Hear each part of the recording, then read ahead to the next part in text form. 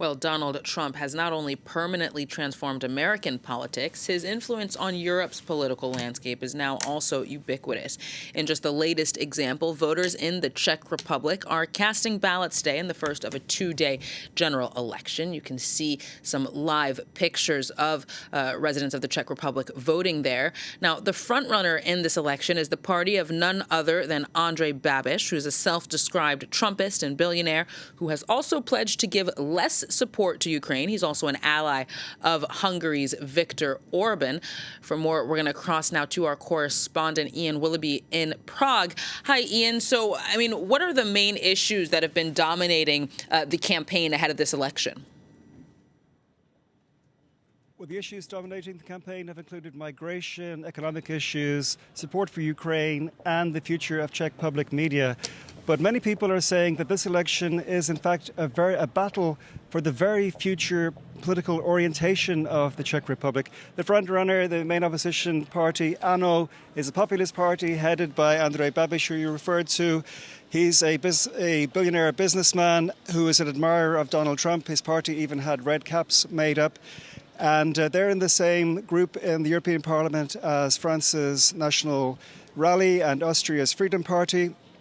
And some believe that a government headed by ANO could lead Czechia to, as you said, also lead Czechia to follow the lead of Hungary and Slovakia by essentially turning against Europe, and critics would say toward Russia. Meanwhile, the parties in the current coalition government here in Czechia, they've been trying to mobilize their supporters by warning that this is a vote for the very future of the country, for the future of democracy in this country. ANO would say that that's nonsense, however, and that there's no danger to democracy in Czechia. So what do you think is the likely outcome, Ian? It's being said that Babis's party is leading. What else have the polls suggested thus far? Well, ANO are certainly going to come first. They've been on 30% in the polls for quite a long time. In fact, they got 30% in the last elections, but were unable to form a coalition. But what's more interesting is who comes behind them and who ANO could potentially form a coalition with. One potential partner is a party called Freedom and Direct Democracy. They are anti-EU, anti-migrant, a far-right party who are calling for a referendum on Czechs remaining in the European Union, so-called Czechs.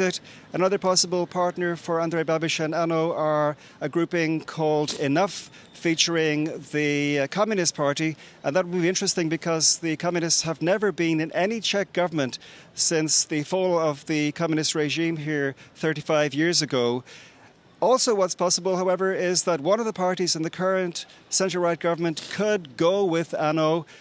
Both sides have been saying they would never get into bed together, and that's a total no-no and impossibility. But of course, we'll see how the cards fall and what the situation will be. But I should also say it's not impossible that the current centre-right government parties and others could somehow win and form a government.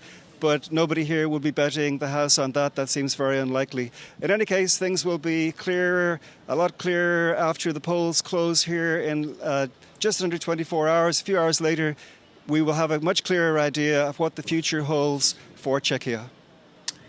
Ian Willoughby, our correspondent in Prague, thank you very much.